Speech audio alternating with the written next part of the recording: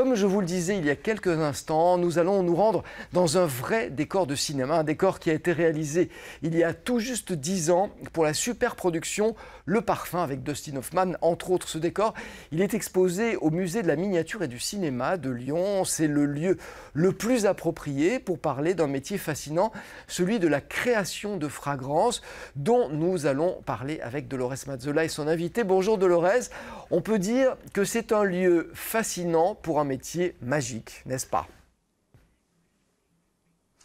Tout à fait Alain, bonjour, et c'est effectivement un lieu fascinant, ce musée qui abrite les décors du cinéma Le Parfum, où Dan Hoffman a eu le Deus Ex Machina du lieu, a eu la gentillesse de nous accueillir pour parler parfum avec mon invité Frédéric Burtin. Bonjour Frédéric. Bonjour Dolores. Merci de nous parler parfum aujourd'hui parce que c'est un métier qui fascine, vous l'avez dit Alain.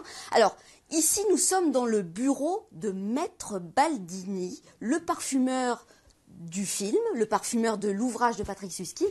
On est devant l'orgue à parfum. Est-ce qu'on travaille toujours aujourd'hui avec un orgue à parfum? On travaille toujours aujourd'hui avec un orgue à parfum. Alors, esthétiquement, il est différent, oui. Mais en termes de nombre d'ingrédients et de présentation, on travaille de la même façon. Il y en a à peu près combien là? Ça fait quand même beaucoup. Là, on a 200, 300 produits 300 qu'on utilise quotidiennement, mais oui. En nombre de possibilités, c'est quasi infini. Alors, un parfumeur, un créateur de parfum, faites-nous un petit peu la définition, parce que c'est un peu flou pour nous. C'est la même chose. Le nez, c'est le nom que l'on utilise couramment. On parle de parfumeur, on parle de créateur, on parle de compositeur, mais tout ça, c'est une question sémantique. Tout ça, c'est un petit peu la création. On tourne autour de la création olfactive. Absolument. Alors, il y a des matières ici 100% naturelles. Enfin, dans le film, ce sont des matières, c'est un décor de cinéma, je le dis.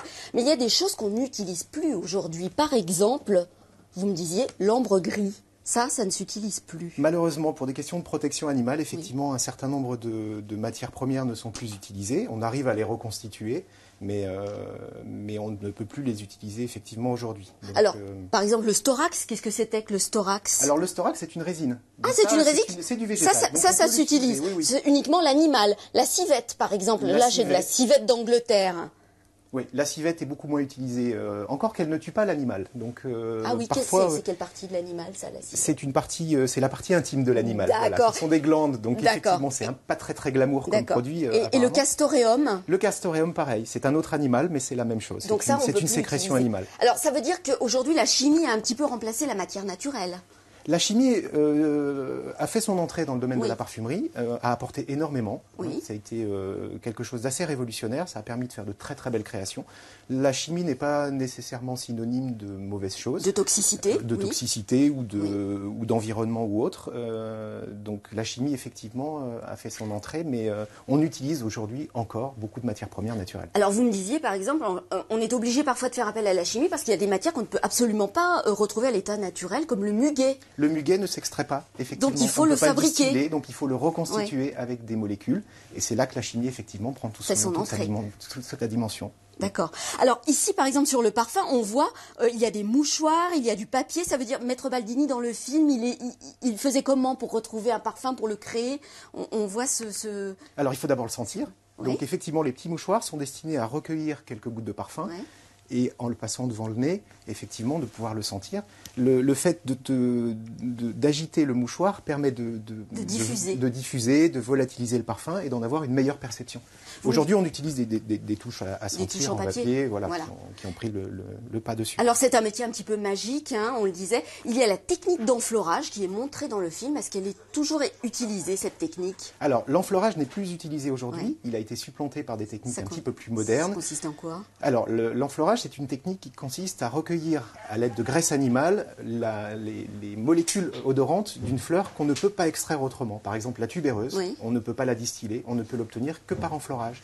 Donc on pique des fleurs sur des cadres enduits de graisse animale, on va saturer cette graisse avec l'odeur de la tubéreuse, Et ensuite, on va laver la graisse avec de l'alcool pour recueillir les molécules odorantes. Donc c'est une étape qui prend beaucoup de temps et c'est pourquoi aujourd'hui c'est plus possible. C'est beaucoup plus difficile, ça nécessite beaucoup de main-d'œuvre et beaucoup de temps. Alors ça s'appelle autrement, vous me l'avez dit, mais j'ai déjà oublié, alors c'est compliqué. On a des techniques d'extraction par les solvants volatiles ou des techniques qu'on appelle le CO2 supercritique. C'est très technique, c'est un petit peu barbare, mais en tout cas c'est aujourd'hui de cette façon. En tout cas c'est toujours aussi mystérieux la parfumerie. C'est toujours aussi mystérieux, mais c'est quelque chose qui est très très bien maîtrisé. Aujourd'hui on arrive à très bien caractériser les extractions, caractériser la maturité d'une fleur, le meilleur moment pour l'accueillir et pour en obtenir le maximum, la rose, la tubéreuse, le jasmin, c'est des choses qui sont très très contrôlées aujourd'hui.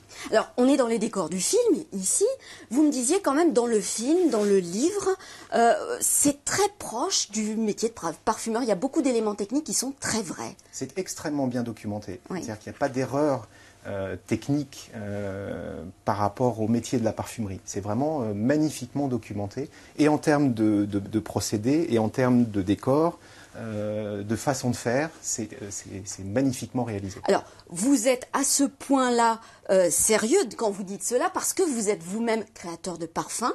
Frédéric, vous avez permis de relancer l'Institut Très Bien. Alors expliquez-moi à Lyon, qu'est-ce que c'était que l'Institut Très Bien? Alors l'Institut Très Bien, c'était un institut de beauté qui était fréquenté par la bourgeoisie lyonnaise. D'accord. Donc un institut où les dames recevaient des soins, d'accord, mais également se faisaient préparer sur demande des parfums. À l'époque, les formules de parfums étaient mentionnées dans des recueils, dans des grimoires. Et certains instituts de beauté, à l'époque, proposaient de fabriquer sur demande certains parfums. Et donc, effectivement, ma grand-mère fréquentait cet institut Très Bien et se faisait préparer un produit qui s'appelle la Cologne à la Russe. Alors, une Cologne, c'est un petit peu quelque chose d'à part dans la parfumerie. Expliquez-moi ce que c'est à part. Peut-être j'exagère. Dites-moi ce que c'est qu'une Cologne, comment ça se définit? Alors, tout d'abord, la Cologne, c'est la première construction olfactive qui a été créée en termes de parfumerie, ce qu'on appelle la parfumerie moderne, c'est-à-dire associer des ingrédients de façon maîtrisée, de façon à proposer une vraie création, une vraie composition. Une Cologne, ce sont des notes fraîches, des notes qu'on appelle hespéridées, des notes aromatiques, donc faites de lavande, de romarin, et des notes de fond, plus ambrées, plus poudrées, plus florales. Alors la poudre, c'est quoi quand on dit poudré? Poudré, c'est souvent l'iris. L'iris a une odeur poudrée. Voilà. Alors, donc, vous avez relancé la Cologne à la Russe. Oui. Il y a deux autres compositions. Voilà, alors après on a imaginé ce qu'aurait fait l'Institut s'il avait perduré.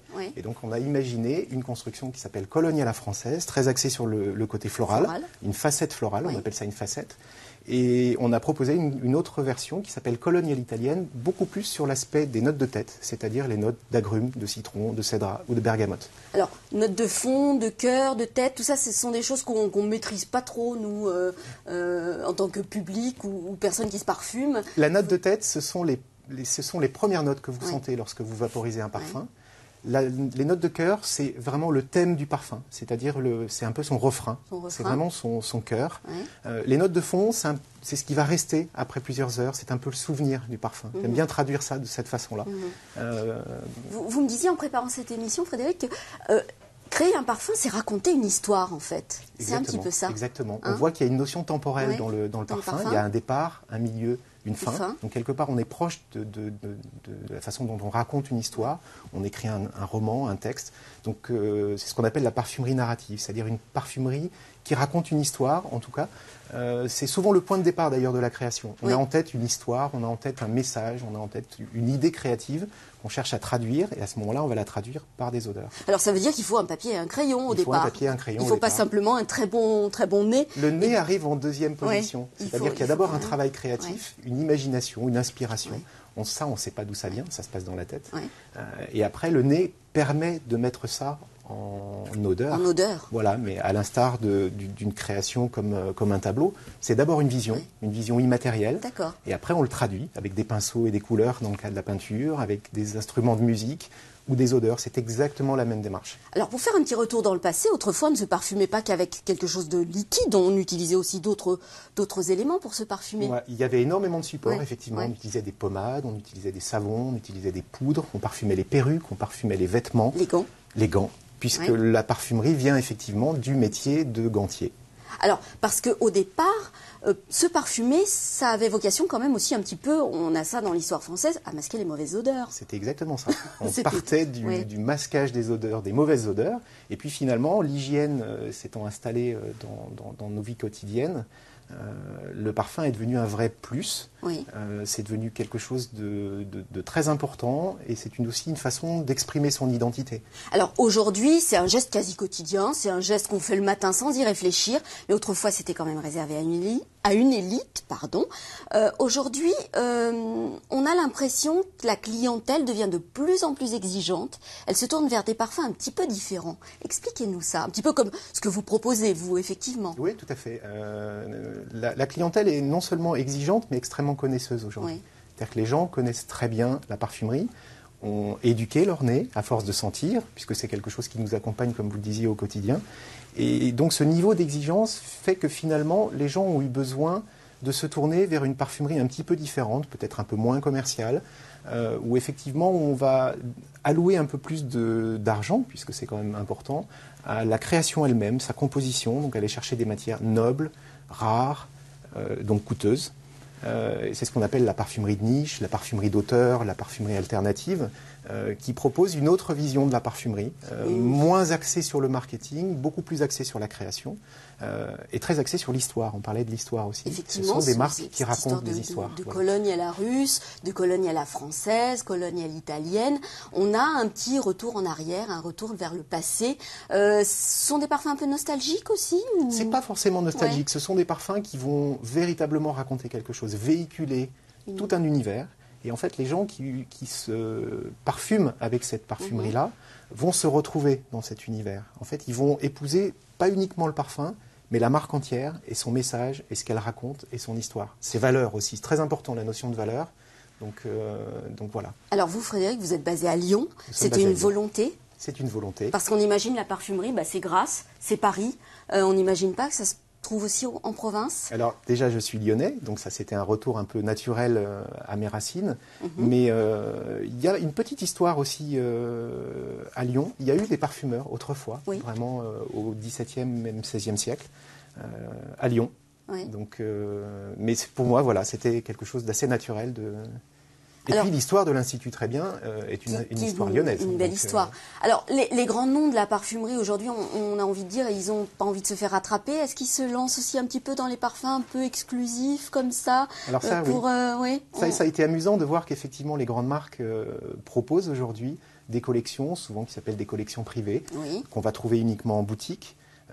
Dans leur propre boutique, et qui proposent une approche de cette dimension-là. Donc des produits peut-être plus qualitatifs en termes de... plus sophistiqués en termes de choix d'ingrédients, des choses plus coûteuses, donc qui sont proposées effectivement à une forme d'élite ou à des aficionados qui cherchent ce type de parfumerie. Alors, est-ce que tout le monde peut être parfumeur aujourd'hui? Ce sera ma dernière question, Frédéric. C'est une profession qui fait rêver. Oui. C'est une profession qui fait rêver, parce que effectivement, elle touche tout le monde, donc tout le monde est sensible à cette notion de parfum. Le parfum s'apprend, la parfumerie s'apprend, comme tout métier, mais ça nécessite effectivement soit certaines prédispositions, soit une forme de talent aussi. Tous les parfumeurs ne sont pas de grands parfumeurs, mais c'est quelque chose qui s'apprend, effectivement. Bien. Merci beaucoup, Frédéric, pour toutes ces précisions sur le parfum. Longue vie à l'Institut Très Bien. Merci beaucoup. Et en tout cas, voilà, Alain, on remercie le musée Miniature et Cinéma de nous avoir accueillis dans ces splendides décors du film Le Parfum. On vous encourage à venir voir le reste du musée parce qu'il est splendide. On vous en reparlera d'ici quelques semaines. Voilà, c'est tout pour aujourd'hui. Merci Alain. Écoutez, c'est tout, mais c'était très bien en tout cas. J'ai bu toutes vos paroles. C'est vrai que c'est une séquence fascinante. Très beau décor donc de ce film Le Parfum qu'on peut voir toujours en ce moment au musée de la miniature et du cinéma. C'est à Lyon, c'est dans le quartier Saint-Jean. Merci encore à son créateur, Dan Holman, nous avoir permis de tourner cette séquence. C'était donc en direct.